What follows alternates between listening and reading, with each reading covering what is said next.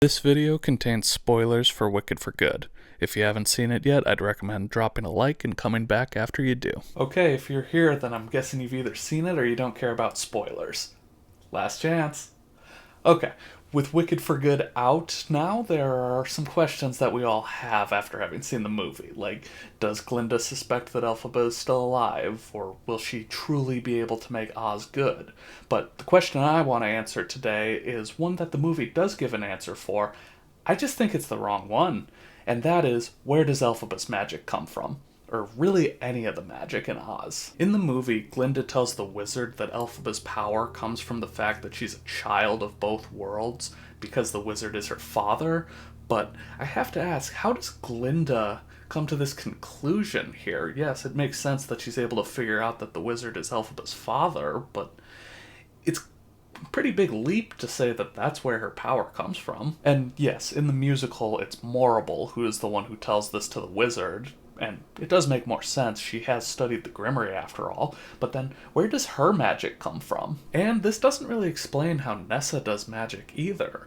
If it's because her and Elphaba are sisters, then it's because of their mother. And if it's because of their mother, then what does it matter that the wizard is from a different world here? Sure, maybe Elphaba is more powerful because of that, but Nessa is still able to read the Grimoire, and she does nearly kill Bach with it. You see how this gets confusifying? So if Elphaba's magic doesn't come from the fact that she's a child of both worlds, then where does it come from?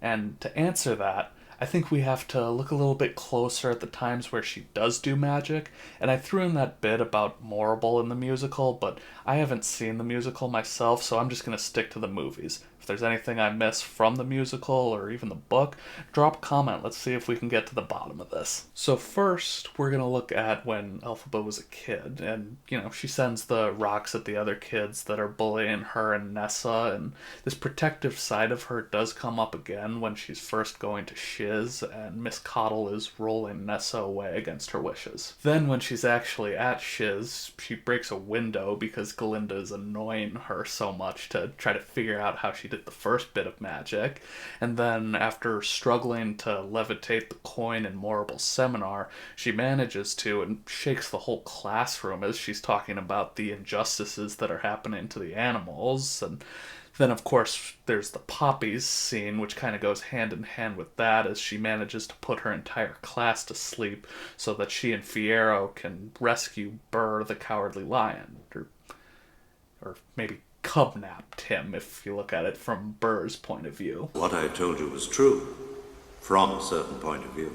And then, to finish Act 1, she transforms the monkeys so that they have wings and gives a broom the ability to fly. And then we get to For Good, and Elphaba uses her magic to grant Nessa's desire to feel the same way she did at the Oz Dust all those years ago, and this then leads to her then having to turn Bach into the Tin Man to save his life, and she also does the same to Fiyero, turning him into the Scarecrow to save his life. And then she also has a few other times where she's using magic to free the animals, like during Fiyero and Glinda's wedding, or in the start of the movie where she's getting her action scene and is like snowboarding or something on her broom. I can see the earth rotating! And there is one thing that all of these moments have in common, and that is Love, Harry. Love. You didn't have to cut me off there, Dumbledore. Who you calling Harry? I just shaved, man. You're the one who looks like you were just at a Grateful Dead concert. But yes, love is the theme here. You happy, Dumbledore? Most of the time when Elphaba is actually performing magic, she's trying to protect her sister. She wants what's best for the animals, and even in defying gravity, yes, she has to escape to protect herself, but she doesn't actually start doing any magic until Glinda's there, and she's trying to save her as well. And this does also fit in with the wizard's story that he tells Elphaba and Dorothy and the witch hunters, where he says he'll grant their greatest desire, which is also kind of what the Grimoire does. So if he took that story from it to convince Oz that, hey, I have the abilities that the Grimoire possesses, and then, he's not actually able to do it, and the Grimoire itself is kind of gonna twist your desire a little bit. It's kind of like a more cursed version of the Mirror of Erised. And as a quick aside, if you are a Harry Potter fan and you want to learn just how cursed the mirror actually is, click the card right here. I know I'm being a little heavy-handed with the Harry Potter stuff right now, but to me it's Pretty obvious. now, it doesn't really feel like the broken window fits in with this love theme I'm talking about, but I and the other Gelfie shippers know what's up, because What Is This Feeling is the next song, and we know what these ladies are feeling. Loathing, unadulterated loathing. Sure, that's a fun way to pronounce yearning. But in all seriousness, Elphaba is treated like she has the plague her entire life, and sure, maybe Glinda is the first person she can react against without having to fear her father, but at the same time, Glinda never hates her because she's green. She may actually be the first person to hate Elphaba for another reason, because she hates her because she's jealous that she's able to perform magic and is living her dream, and then after that rejects her pathetic, shallow attempt at extending an olive branch. It's great. And in defense of Glinda here, this is an attempt at being nice by her, and it usually does work for her, but at the end of the day, she's just trying to use Elphaba, and Elphaba does see right through her, but that's what leads to their loathing. It's never because she's green. Glinda makes fun of her for it, but she's definitely the first person to hate Elphaba for Elphaba. I mean, and when you think of how few connections Elphaba has, it's Dulcibert and Nessa, she could be getting her wires crossed here just as much because, for one of the few times in her life, somebody is actually looking at her instead of just saying, like, ew, she's green. And then we get to For Good, and Elphaba is still trying to protect the animals. She does the spell that Nessa wants her to because she's trying to prove that she still loves her after everything that's happened, as Nessa just wants to live the good old days. And even as she turns Fiyero into the Scarecrow, that's so that he doesn't get beaten to death in a field. And Bach is turned into the Tin Man because Nessa used the Grimoire to shrink his heart, and it's the only way to save him. And speaking of Nessa, she does use the Grimoire to shrink Bach's heart. And we only know of 2 other characters who can for sure read the Grimoire, and a third who can maybe learn to, but that just kind of shows just how powerful Nessa really is as a witch. But again, she's not a child of both worlds, so what's the deal here? Well, right before this, Nessa is still feeling the high of what Elphaba did to their mother's slippers. She feels like she's at the Ozdust again when she was most in love with Bach. And yes, Bach then picks this moment to break her heart again and say he's going after Glinda, and of course Nessa's angry about it, but what she wants to do with the Grimoire is use a spell so that his heart can never belong to another. And this is where the Grimoire is kind of like a genie's bottle. Nessa isn't exactly clear about what she's asking for, so yes, the Grimoire gives her what she wants. Bach's heart will never belong to another, because he won't have a heart at all. And this does also happen again with Fiyero, as Elphaba is reading the Grimoire and saying that she doesn't want him to have bones that can be broken or blood that can be spilled, so he gets turned into the Scarecrow. Again, unclear, so, you gotta be careful what you wish for. But then, how can this apply to Morrible? We don't really know anything about her background, but I do think there are enough little pieces of evidence here and there that we can start to give her a little bit of backstory about her time before Shiz, and I do think love could be involved as well. So she can only read part of the Grimoire, but why would it stop giving her information? She has all the access she could want to it because she's working for the wizard, and he does have a desire to have somebody who can use its full potential for him. Is this me suggesting that the wizard and Morrible are in love? I don't believe you. Good, because I'm not. But I do still think love is involved. So, what I'm suggesting is that the Grimoire has some semblance of consciousness. This is why it twists the magic that Elphaba and Nessa use from it, and why it would also stop Morrible from being able to gain any new information, because she had abused the powers that it had already given her. But then the next question would be, how did she abuse these powers? Well, there is this little event we don't learn a ton about called the Great Drought, and her powers just so happen to be that she can control the weather.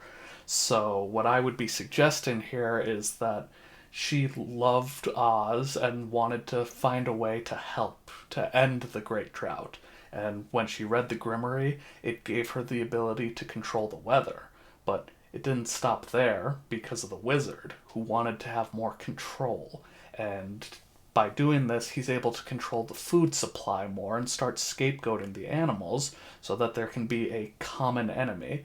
And the Grimoire, seeing this shift in Morrible from wanting to help Oz to wanting to help the wizard control Oz, would be the reason why she can't read it anymore. This is why she then goes to Shiz after this, to find the next student who can read the Grimoire. You know, in the movies, she's not really a full-time teacher anyway, so if there's a student who possibly could, she'll teach. If there's not, she won't, but once she gets to For Good, she becomes the press secretary. She's no longer trying to find magical students because they don't have the Grimoire anymore. So the Grimoire really stops her from learning any more magic because she's not acting out of love anymore. She's just accepted the fact that the wizard is Oz, and that's how she's going to make her decisions here. It's also why she never really tries to overthrow the wizard either, even though she knows he has no power. At least in a traditional sense. Puny god.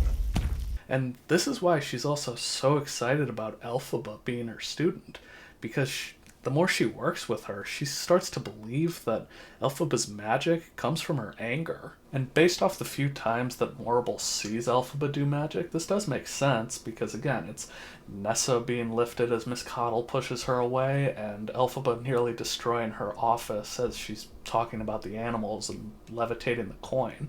So it makes sense that she sees this, but again, she's also seeing what she wants to see, and it's what makes Elphaba a perfect student in her mind. You know, somebody who can potentially read the Grimoire, and instead of needing to use love to summon her magic, she's using anger.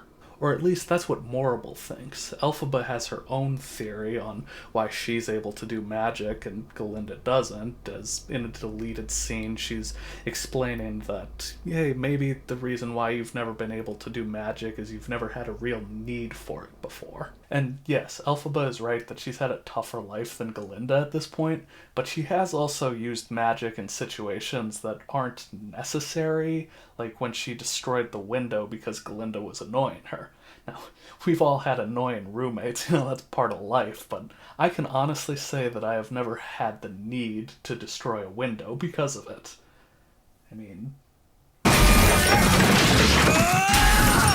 Again, not a need, but who doesn't want to do that at least once? And then also the magic that she does for Nessa, there's really no need for that. I mean, you can make an argument that she needs to do this to have a relationship with her sister, but again, that circles back to love there too, because she's doing the magic because she thinks she has to get her love. Now, there is one final act of magic that I want to look at, and part of it is the question of who and how it's done for it, but it's at the very end when Glinda is looking out to Oz from where Elphaba defies gravity, and the Grimoire opens for her. Now, there is a question if it's her doing the magic or if it's Elphaba, to let her know that she's still alive, or maybe that she's doing what Elphaba wanted her to do. To answer the question of who's doing the magic, I think we have to look at Elphaba's plan at the end of the movie. Her plan is to fake her death and escape Oz with Fiyero. She doesn't know that Glinda is going to be showing up at Kiamo Ko. Heck, even Glinda doesn't know that she's going to be showing up until Morrible threatens her, so I don't think there's any plan here by Elphaba to try to overthrow the wizard. And even if there was, I can't see her wanting to try to do that anymore because no good deed goes unpunished. She's going to think by interfering, she's just going to make things worse. But even if this is her plan, why would she then open up the Grimoire for her? What does she stand to gain from this? At most, she's trying to send Glinda a message by opening this specific page. And the message has been deciphered by fans, depending on how canonical you view a popcorn bucket, but the message says, "Heal, mend, sinew and skin, heal, mend and hasten. Feed the wound, cover the bone, heal, mend and revive. Pain and fear allayed when true magic applied." I mean, sure, it's a nice moment, and Elphaba could be trying to show her a spell here to either heal Oz or even Glinda's own broken heart, but does anybody here think that Glinda wouldn't move the stars themselves to find Elphaba if she thought she was still out there? I mean, if Elphaba wants to disappear, then Glinda is the last person in Oz who should know that she's alive. I will look for you. I will find you. And I will kill you. Jeez, I think she's gonna go after Fiero pretty rough if she knows. But if it's not Elphaba who's opening the Grimoire here, then it has to be Glinda. And what allows her to use magic when she's wanted to all her life? Love. By embracing her love for Elphaba, she opens her eyes to what Oz needs, and the Grimoire opens to this page specifically so that she can be the one to heal Oz and truly become Glinda the Good. And that is how Elphaba has so much power, because in spite of everything, all the people who hate her because she's green, the relationship with her sister that's frayed, the mother she loses at a young age, the father who blames her for everything, she can still love. She loves the animals. She loves her sister. Depending on where you land on the love triangle, she loves Glinda and or Fiero. And that is her greatest strength. And that is where she draws her power from. Now I'm going to shift the question to you guys. Let me know down in the comments if you think this is how magic exists in Oz, or if there's something else I left out for this. But, you know, I also know this video was pretty Harry Potter heavy today, so if you're a fan of that, I do make videos for that as well. You can click on this video right here to see something more like this if you enjoyed. And, you know, if you've stuck around this long, you probably have enjoyed it a little bit, so please drop a like, subscribe if you want more like this, and I'll see you next time on STV.